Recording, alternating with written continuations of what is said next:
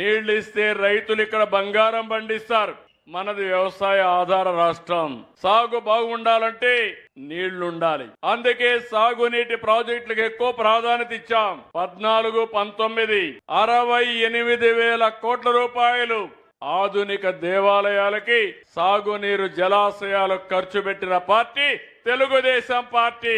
ఒక్క రాయలసీమలో 12,500 కోట్ల రూపాయలు ఖర్చు పెట్టాం. కానీ దురదృష్టం 5 ఏళ్ళు ఒక పార్టీ వచ్చింది, పేరు కూడా చెప్పను.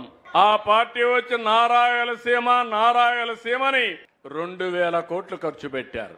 ఈ 2,000 కోట్ల రూపాయలు జీతాలకు కూడా ఇచ్చే పరిస్థితి లేదు. మళ్ళీ నేను వచ్చాం, ఎన్డీఏ వచ్చింది.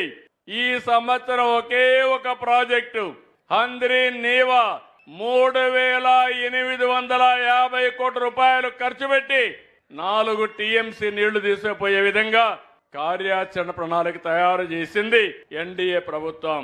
నేను మీ అందరికీ ఒకటి హామీ ఇస్తున్నా, 11వ తారీఖున పంపులు ప్రారంభిస్తాం. 15వ తారీఖు జీడిపల్లికి నీళ్లు తీసుకుపోయే బాధ్యత ఈ ప్రభుత్వానిది. మీరందరూ గుర్తుపెట్టుకోవాలి, సాగునీటి విషయంలో సీమలో పేటెంట్ ఏదైనా ఉందంటే అది ఎన్డీఏది, తెలుగుదేశం పార్టీది.